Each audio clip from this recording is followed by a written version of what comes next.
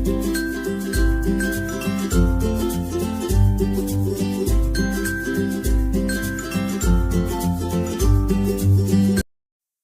શ્રી કૃષ્ણ મિત્રો, મારા કિચનમાં તમારું સ્વાગત છે. આજે આપણે બનાવીશું ખીર. લગભગ બધાના ઘરે ખીર તો બનતી જ હોય છે, પણ ખીર બનાવવાની સાચી રીત કોઈ જાણતું નથી અને ખીર ખાવાની પણ સાચી રીત કોઈ જાણતું નથી. એટલે જે ખીર બનાવીએ ને તેમાંથી આપણને તેના ફાયદા મળતા નથી. કેવી ખીર ખાવી જોઈએ અને કેવી રીતના ખીર બનાવવી જોઈએ તે બધી જ માહિતી આજે હું તમારી સાથે શેર કરીશ. એટલે આરોગ્ય આપનારી ખીરનો આપણે સંપૂર્ણ રીતે લાભ મેળવી શકીશું. તો ચલો મારી સાથે બધી જ ટિપ્સ અને ટ્રિક્સ સાથે આરોગ્યવર્ધક ખીર બનાવવાનું શરૂ કરીએ. સૌથી પહેલા ખીર બનાવવા માટે બે જ સામગ્રી મહત્વની હોય છે, દૂધ અને ચોખા. અહીંયા આપણે 1/4 કપ ચોખા, તો મિત્રો ખાસ ખીર બનાવવા માટે આવા નાના ચોખા એટલે કે ખીચડી બનાવવામાં ઉપયોગમાં લઈએ છીએ તે લીધા છે.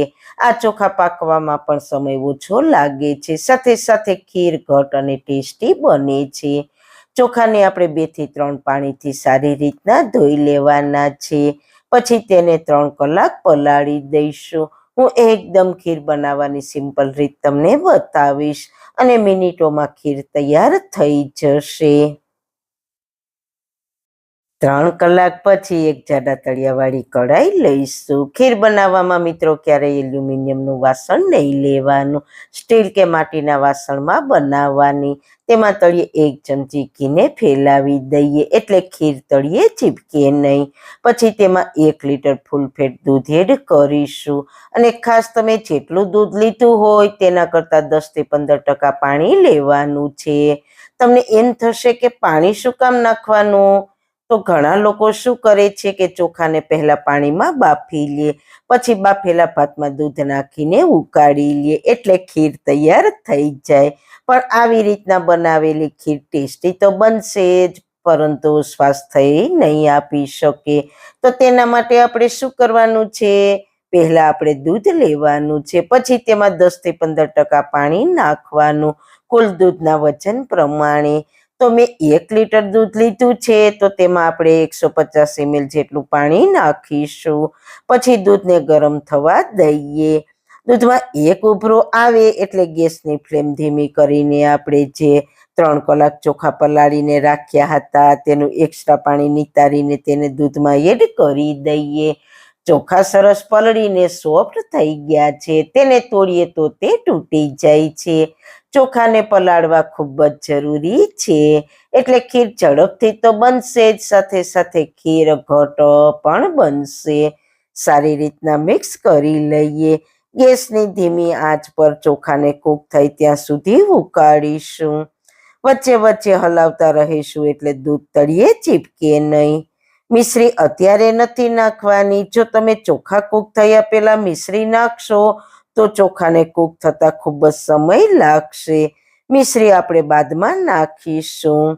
અને દૂધ મેં ફૂલ ફેટ લીધું છે એટલે ખીર આપણી સરસ ઘટ અને મલાઈદાર બનશે. સાઈડમાં જામેલી મલાઈને ચમચા વડે કાઢીને દૂધમાં મિક્સ કરતા જઈશું. ખીરના આપણે ગુણો મેળવવા હોય તો ખીરને સિમ્પલ મોરી રોટલી કે ઘીમાં તળેલી પૂરી સાથે ખાવાથી તેના પૂરા ફાયદા મળશે. 120 બીમારીનું સુરક્ષા કવચ એટલે ખીર છે. તો ખીર સાથે બીજી બધી વસ્તુ ખાઈને આપણે ખીરના ફાયદા મેળવી નથી શકતા. અને ખાસ ખીરને બપોરના ભોજનમાં ખાવાથી તેના વધારેમાં વધારે ફાયદા મળે છે. ધીરે ધીરે દૂધ આપણું ઉકળીને દૂધ ઘણું બળી ગયું છે અને ખીર જેવું ઘટ થઈ ગયું છે. તો ચોખાના દાણાને ચેક કરીએ તો તે સારી રીતના કૂક થઈ ગયા છે. તો હવે તેમાં આપણે અડધો કપ મિશ્રી એડ કરીશું. મિશ્રીની જગ્યાએ તમે ખાંડ પણ નાખી શકો છો, પણ ખાંડ કેમિકલવાળી આવે છે જ્યારે મિશ્રી કેમિકલ ફ્રી હોય છે. ખાંડવાળી ખીર ખાવાથી તે આપણને આરોગ્ય પ્રદાન નહીં કરી શકે, એટલે ખીર બનાવવામાં સાકર કે મિશ્રીનો જ ઉપયોગ કરવાનો. થોડો ઇલાયચી પાવડર એડ કરીશું ને સારી રીતના મિક્સ કરીશું. મિશ્રી એડ કરીશું એટલે મિશ્રીનું થોડું પાણી છોડશે, એટલે હજુ થોડી વાર પકાવવી જરૂરી છે. તો આપણી શાનદાર આરોગ્યમાં સુગંધ ભળે તેવી ખીર તૈયાર થઈ ગઈ છે. સરસ ઘટ પણ થઈ ગઈ છે. તમને થિકનેસ બતાવવું, બિલકુલ પરફેક્ટ છે. ચોખા પણ સરસ નરમ થઈ ગયા છે. તો ગેસની ફ્લેમ બંધ કરી દઈએ. આ ખીરને તમે ગરમ ગરમ પણ સર્વ કરી શકો અને ઠંડી થયા પછી પણ સર્વ કરી શકો. ઠંડી થશે એટલે હજુ ઘટ થશે, તો સર્વિંગ બાઉલમાં સર્વ કરીશું. આ સ્ટેજ પર આપણે ખીરને ડ્રાયફ્રૂટથી સજાવીએ છીએ, પણ કોઈ પણ પ્રકારના ડ્રાયફ્રૂટ ખીરમાં ના નાખવા જોઈએ, કારણ કે બધા ડ્રાયફ્રૂટમાં તેલનો ભાગ હોય છે. ડ્રાયફ્રૂટ નાખો એટલે ખીરનો ટેસ્ટ તો સારો લાગશે, પણ તે વિરુદ્ધ આહારમાં આવે છે. અને ડ્રાયફ્રૂટ નાખેલી ખીર ઝડપથી પચતી પણ નથી.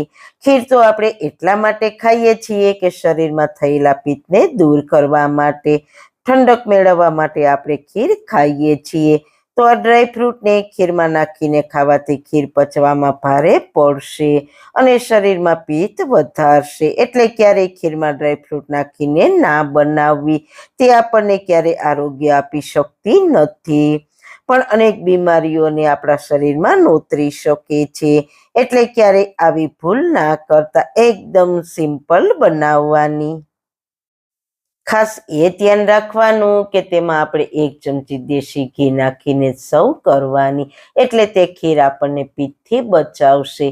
જો તમારે ડ્રાયફ્રૂટ ખાવા જ છે તો અલગથી જરૂર તેનું સેવન કરી શકો છો, પણ જો તમારે ખીરના ગુણ મેળવવા જ છે તો ઓછી સામગ્રીથી બનેલી જ ખીર આપણને આરોગ્ય આપશે. તો જરૂર શ્રાદ્ધ પક્ષમાં ખીર બનાવીને તમે અને તમારા પરિવારને ખવડાવજો. તો મિત્રો, તમારા શરીરને એવું ભોજન આપો જેનાથી તે સ્વસ્થ, સક્રિય અને ખુશ રહે. બસ આજના વિડીયોમાં આટલું જ. તો મિત્રો, તમને મારી આજની રેસીપી કેવી લાગી? જો સારી લાગી હોય તો પ્લીઝ તમારા ફ્રેન્ડ્સ ફેમિલીમાં શેર કરજો ને મારી ચેનલને સબસ્ક્રાઈબ કરજો.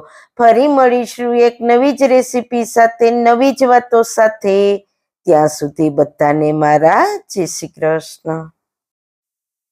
વાળના તમામ પ્રકારના પ્રશ્નો સોલ્વ કરતું 42 જડીબુટ્ટીઓથી બનાવેલું ઔષધિ તેલ, જે અમે લોકો જાતે જ ઘરે તૈયાર કરીએ છીએ, કોઈ પણ કેમિકલ્સના ઉપયોગ વગર, બિલકુલ નેચરલ છે. 42 જડીબુટ્ટીઓ ભેગી કરીને લોખંડની કડાઈમાં ઔષધિ તેલ તૈયાર કરવામાં આવે છે. જો તમારે ખરીદવું હોય તો તેના ઓર્ડર અમે લઈએ છીએ. ઓર્ડર કન્ફર્મ કરવા માટે વોટ્સએપ નંબર સ્ક્રીન પર જોઈ શકો છો.